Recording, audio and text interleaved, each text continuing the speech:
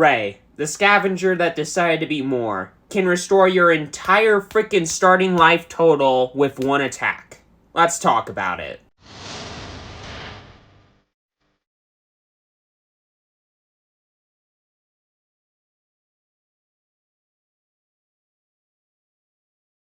Hello and welcome to the table, and today I'm going to be doing a deck tech video for Ray. Now you might be thinking to yourself, how can this deck restore 30 life?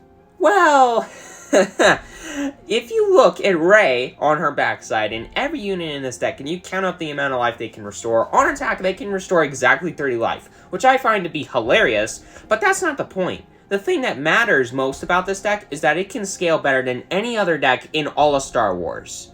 Both in the fact that from the bottom up, this deck just goes so big, so quick, and the units in this deck just scale so quickly, both because of just how good they are as you go further up the line, but in addition to that, they can scale up really quickly with Ray's ability, which, speaking of which, reads, for one resource in Exhausting Ray, you can give an experience token to a unit with power 2 or less. Now you might be thinking to yourself, this ability doesn't seem that good, until you look at the deck and see that every unit has 2 or less power, which is nuts, because there is some really powerful units in this deck.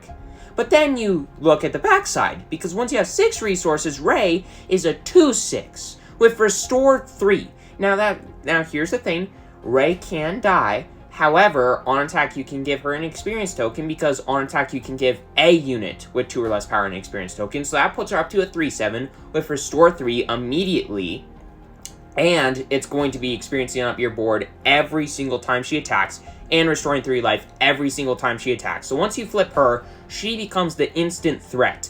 But what's really good about that is that it takes pressure off of your other threats, because yes, this deck can make threats bigger than Ray before you even flip Ray. Let's talk about how. So, going from the bottom up, we're going to start things off and talk about R2-D2, a 1 resource 1/4 that reads 1 played, and whenever he attacks, you get to look at the top, you can either keep it on top or ship it to the bottom of your deck. It's just in the deck to fix your draws and make sure, hey, am I going to be drawing something that's going to work with my next turn, or is it just going to suck and it's not going to do anything besides just being a good resource target? And then there's Alliance Dispatcher in the deck as well, which is a 1 resource 1/2. It's also in the deck to kind of support the early game and just to make sure that the deck's doing what it's wanting to do, like R2, but instead of fixing your draws, it's exhausting him and using your action, obviously. You can play a unit from your hand and it costs 1 less to play, which doesn't seem like a really big deal until you realize that Ray's ability costs a resource, so you can play on curve and still be able to give an experience to something every turn with Ray. Which doesn't seem like a big deal, but considering how quickly this deck scales both with the cards in the deck itself and with Ray's ability, it matters quite a bit more than you would think. But then there's also Clone Deserter, which is just a good stat body. It can restore life, and it's a good stat body. It's a 1 resource 2/3 that restores 1 every time it attacks. It's a good card. It does have bounty, unfortunately, of having your opponent draw a card, which does suck, but it's still a good stat body, and it still works with what the deck's willing to do. Similarly to that, there are other cards that can go in this deck in this card's place, but I really don't care because I just love this card, and that's Moisture Farmer. It's a 1 resource 0/4 with Restore 2. Now you might be thinking to yourself, this card's terrible, this card's trash, but it actually can do some serious work. You can scale it up 3 times with Ray's ability, so you can turn it into a 3/7 that restores 2 every time it attacks. The likelihood of that happening in a game isn't super high, but it can scale more than anything else in this deck, which is something to note. But in addition to that, restoring 2 every time it attacks can't matter, because your opponent doesn't really want to attack into this thing. He was like, this thing isn't dealing damage to me, it isn't pressuring my life total, but it's being really annoying and it keeps restoring my opponent tons of life, and now I can't really win the race and this and that, and I don't want to kill it. So it's just this annoying threat that really could be better, and there could be better cards in this deck over this card, but it does do some serious work, and it is worth it in the deck in my opinion. But hey, it's just a pet card of mine, and I wanted it to be in the deck because I like it.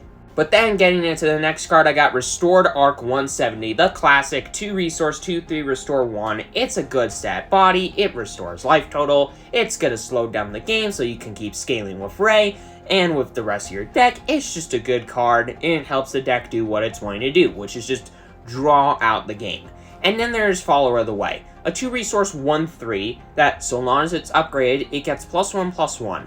Which is kind of awesome, actually, because you wouldn't think this card should be in the main deck of Ray. This should just be a draft card in Ray, but it actually is still a really good body, because you can spend on turn 1 2 resources and get this out. On the next turn, just investing 1 resource and playing another 2-cost threat.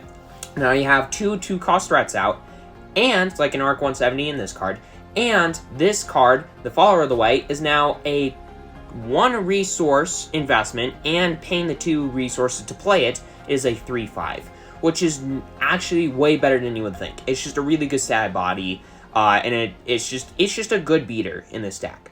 But then there's Freetown Backup, which is also in the deck for that reason, also because it has Smuggle, and you all know that I love Smuggle. It's like Smuggle 4 or something like that.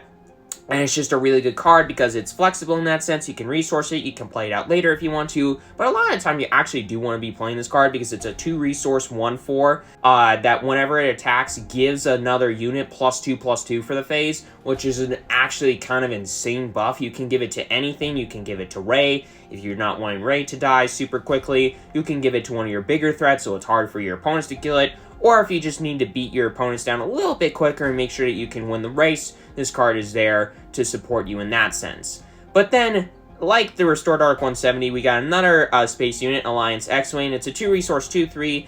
It's the same thing as Restored Arc 170, except it doesn't, unfortunately, have Restored 1. It's mainly in the deck just to make sure that you have a good amount of space pressure, but it does what it needs to do. And then there's Yoda, which is a 3-resource, first 3-resource card, and it's a 2/4 with Restore 2, which is nuts. And whenever it's defeated, you may choose any number of players and have them each draw a card. So it can get you back a little bit of value whenever it dies, and it's restoring you tons of life total, it's dealing damage, it's like a better moisture farmer. It costs 2 more resources, but it's a better moisture farmer, you know?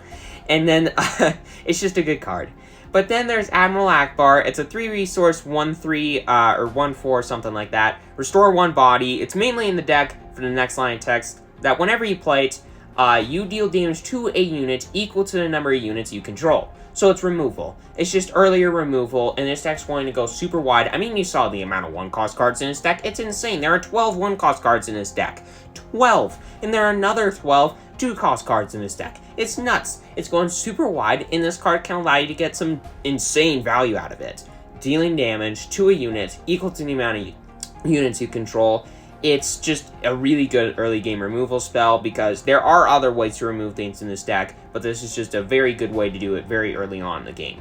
Then I got Sundari Peacekeeper. It's a 3-resource 1/5 with Raid 2 and Restore 2. It's basically the best version of a beater and a way to close the gap between you and your opponents when you're trying to race them in this deck.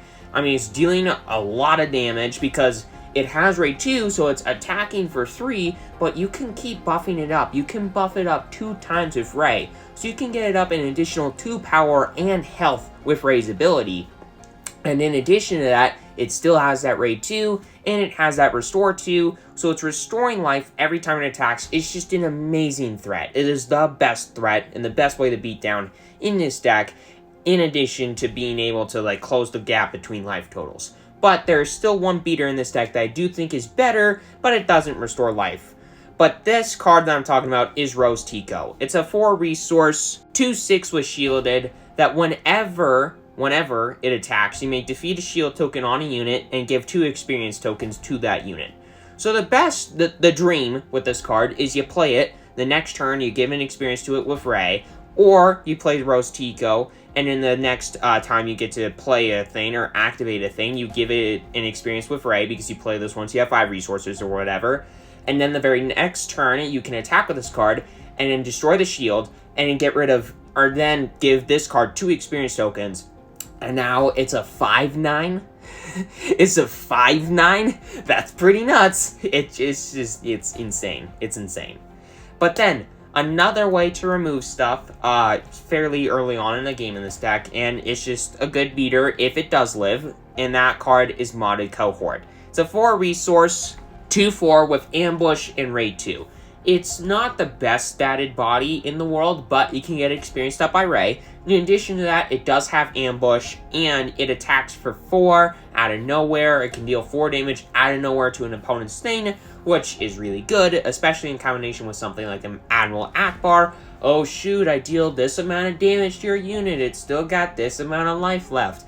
Darn, I'm not going to be able to kill it. The very next turn, modded cohort. You know? So it works. It does its job. It can allow you to be more removal in the deck without having to take up or take out units to put in more removal. And it does a solid job at what it's wanting to accomplish. So there we go. But then there is Bright Hope. It's a 4-resource 2/6 with Sentinel. The rest of the text doesn't really matter. I mean, when it enters, you can bounce one of your friendly ground units back to your hands and then draw a card. That's never gonna matter, pretty much. What's gonna matter is that it's a 2/6 Sentinel in space. Because, yeah, your space stuff, it ain't the best. You can get, there are essentially 6 3/4s, 3 of which have Restore 1. It's not the best thing in the world, but this card can allow you to say, hey, deal with this. So that a little pressure can be taken off from the space side of things, because we don't have the best space units in the world, whereas our ground units are freaking insane. But then, getting into the last 2 cards, there is one more card that I need to talk about afterwards that I skipped earlier, but that's the MVP of the deck, and we'll get back to that here in a second. But 2 cards that we gotta talk about before that. The first one being Rival's Fall. It's 2 copies of it. It's in the deck because it's just a good card. It's 6 resources to defeat a unit. It's just the best removal in the game. Every deck that's blue should have a minimum of 2 copies of it, in my opinion. Otherwise, you're a crazy person, in my opinion. But yeah, it's just in the deck because it's just an amazing card, and you need to play it, period. But then the other card, Ewing Reinforcement. It's a 7-resource event that makes you a massive board state, because when you play it, you get to look at the top 10 cards of your deck and choose up to 3 units that cost like 7 or less resources, and then play them for free. So it's insane. You get to play a ton of units, and I mean, you just make a massive board state. You're going wide. You can give experience tokens to all those things with Ray.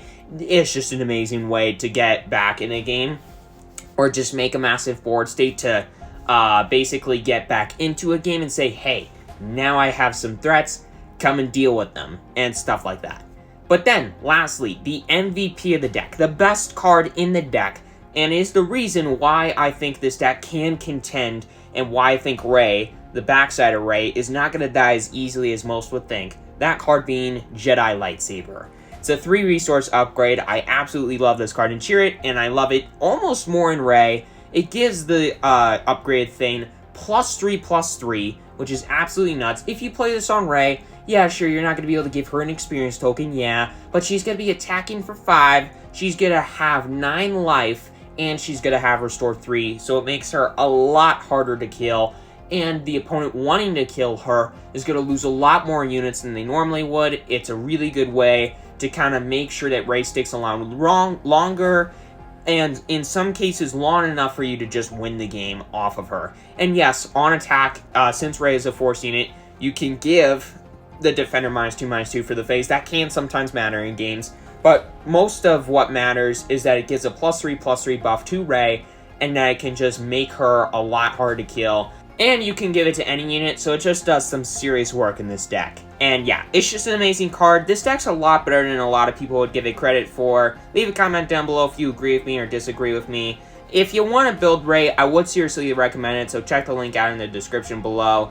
And it's just a really good deck. It's a really fun deck. If you're interested, do check her out and play her and have fun with her. But with all that aside, make sure to hit that subscribe button, hit that like button. It's completely free. You won't regret it. Hope that you're enjoying this set. Hope that you're enjoying this deck if you are playing it. Hope that you're enjoying the new spoilers for Twilight of the Republic. And see you next time, everybody.